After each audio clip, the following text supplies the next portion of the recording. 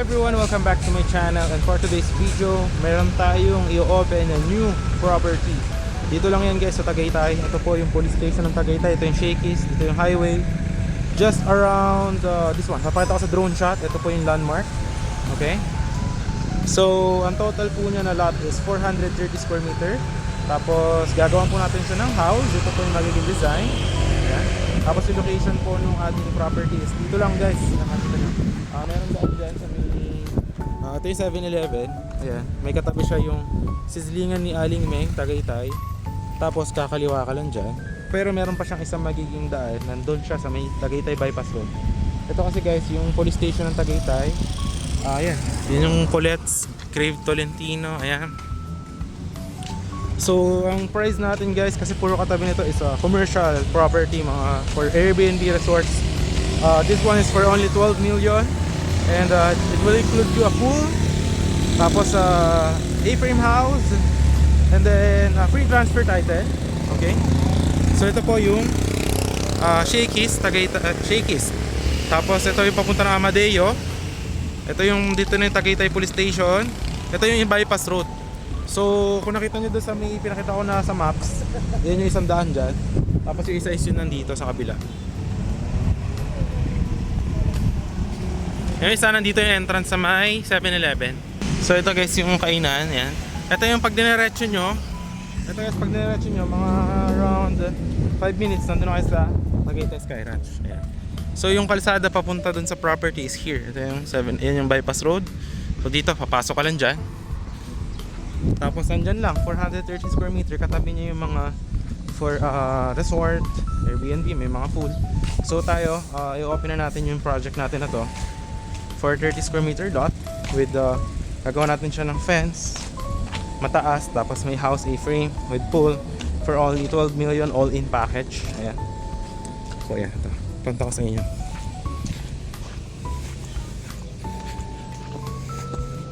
Yan yung sikat dito guys, yung katabi nyo. Yan, Casa Filmar yung name. Yan, Tagaytay. So perfect na perfect sa mag-aanahat ng mga for investment retirement na very cold weather. Tagaytay talaga to mismo. Barangay Kaybagal North. So yan, yan yung Casa Filmar with pool yan. So ganyan. Ito guys yung Casa Filmar. Yung papunta doon sa property, nandyan lang sa kabila. Ano to eh, marami siyang mga for resort. Ayan siya, to. Kaso lang may nakasara. Pero yan, may pool yan guys. Ayan. So ganito yung mga uso dito sa lugar na to. For Airbnb, for resort. Yan. So napakalamig. Kahit ngayon is 12 noon. Pero kita nyo naman ang weather is so cold. So may dala tayong drone. Why? Kasi papaliparin ko yung drone from the property to aerial view para makita nyo yung talagang actual nalapit niya from the Tagaytay Bypass Road pag nabuksan na doon. But for now, dito muna yung daan sa kabila, sa highway dito sa police station. Ayan, so tara, let's go.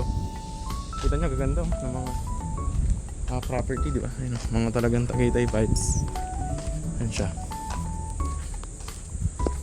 So ito guys, ito na yung from that highway. Ayan, may poste doon, kuryente. Tapos yung Casa Firma, diretso dito. Ayan guys, magiging cemented road din ito, yung barangay road. Tapos ito na yung 430 square meter natin na property, natatayuan ng house. Ayun, mamaya lalakad tayo papunta doon sa bypass road para makita nyo yung magiging new opening na ito pag nabuksan na po dyan sa Tagaytay Bypass Road para diretso na dito. Good for business or retirement. Ang mga nandito guys, pinyahan. Ayan. So papata ko sa inyo yung muhon. Ito yung muhon. So from here, ayan, dyan hanggang doon sa may bakod. So corner lot siya guys. Meron ditong kalsada, tapos yung muhon doon sa dulo, may kalsada pa siya. So ganyan po siya. So from here, ayan, hanggang dito po yung ating 430 square meter. Hanggang dito po sa bakod ng kapitbahay. Ayan. Ito talaga guys is Tagaytay weather. And ang ganda, siya yung pinakamataas dito sa lupa dito area. Hanggang dyan po sa may bakod, may muhon po dyan. Yan, tapos yan po yung kapitbahay. Okay, tapos padiretso dun. So pakita ko sa inyo sa kabilang side. So plano namin to, lalagyan namin siya ng 5 feet to 6 feet na fence. Tapos lalagyan natin ng A-frame house. Ito, yan. Nasa mga 160 square meter yung floor. And then yung swimming pool, we will build the pool which is 6x3. So all in siya for only 12 million. Ito na talaga guys ha, Tagaytay weather, ayun no. So siguro kung investor ka talaga at nanonood ka nito, you will see the vision of it. As in, you will see it. Ito pala yung lupa, ayan, may mga saging-saging siya ngayon. May mga sagingan, may mga fruit bearing trees. Ililinisin na rin natin yan, no? So yan, ang ginagawa natin ngayon is that I'm just opening up na mag-open tayo ng new project para makita nyo. And then kung may mga gusto kayong plan, kasi ito yung A-frame house yung gusto natin gawin, kung may mga gusto kayong plan, pwede pa natin i-adjust, okay? Pero definitely papalinis na natin to. Yan, mga saging-saging, ayan. Tapos flatland naman siya, no? Medyo pa-slope lang siya ng paganyan. So maganda to, lagyan natin doon yung A-frame house, may pool here, tapos ito parking, tapos lagyan natin ng mataas na wall. So actually madali lang siyang gawin. It's just that the vision I wanted to show you. Okay, ito yung muhon hanggang dito. Yan. Tapos diretso pa yan doon. Yung muhon na yan, konektado yan doon. So ito siya. And then here, diretso doon sa may bakod. Yung kapitbahay nyo, ito dito sa kabila, nagpalinis na ng lot. Ayan. Okay. So ito naman, hanggang dito yung muhon. Pakita ko sa inyo. Okay.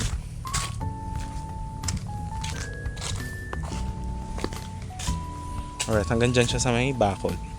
Ayan. So, ang total mo is 430 square meter. Okay, ayan siya. And then, ang maganda dyan guys, ngayon naman maglalakad ako papunta dito sa may Tagaytay Bypass Road para makita mo yung magiging lapit niya from the highway. Ito siya, diba? Yan yung muhon. Yan yung muhon. So, magkakaroon siya ng 5 meters dito na concrete road. Sa barangay po. Barangay po yan, ang magpopondo po niyan ha. So ayan, papalabas po dyan. Ito na po yung highway. Ayan, makikita nyo. So ayan, lakad tayo para mas ma-visualize nyo. Ito lang siya. So ayan guys, papalabas na tayo, malapit na. Ayan, ito may mga bahay na rito. Nauna na silang nag-invest kasi nakita na nila yung vision. So ayan, ito may mga ano na rito, palasyo na bahay. Mga mansion ba? Ayan, malalaki ito. Sa mga 1,500 square meter yung may-ari nito eh. Kasi alam niyo magkakaroon dito ng barangay road. So yan, nakatira sila dyan guys, malaki yan. Doon yung lote. Ayun na yung Chinese restaurant, ayun o. Imperial Palace, ayun o. Ito yung Donelitos Home Kitchen. So ito i-connect na yan dyan. Ayun na yung highway, yung bypass road. So dalawa yung kalsada niya, as you can see here. Sasend ko sa inyo dito. Yan. So dalawa yung magiging kalsada. Pag na-open na to guys, for sure this one, ay na-offer natin yan for only 12 million. For sure ako, that will be around 15 to 16 million once this is open. Ayan siya. So yan, magiging barangay road po siya going there. Okay? So ito lang, yung Imperial Palace. Tapos ito yung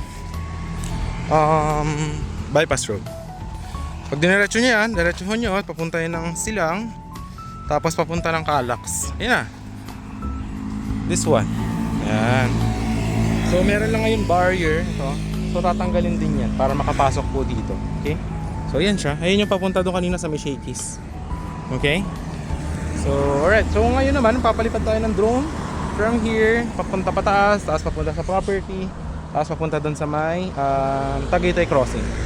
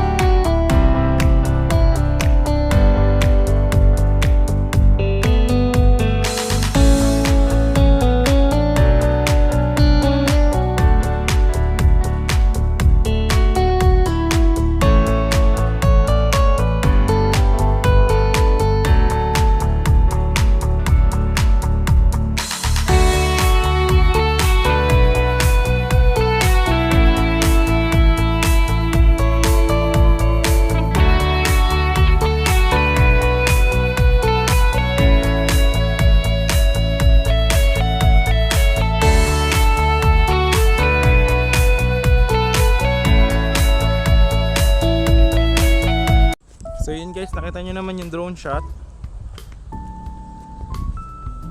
So yun guys, nakita nyo naman yung drone shot. Andyan lang yung bypass road. So yun lang yung property. Yun na yung Muhon din. Tapos dun lang yung palabas ng police station. So perfect na perfect for investment, retirement, or for business, for Airbnb. Depende sa inyo. Yun lang guys, I hope that you like my video. I hope to see you soon. Just message me in Viber, WhatsApp. For the terms guys, ang down payment is at least kahit sana mga 4M.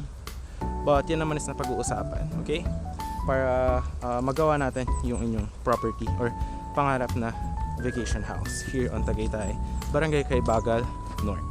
So yun guys, thanks for watching and I hope to see you soon. Bye bye!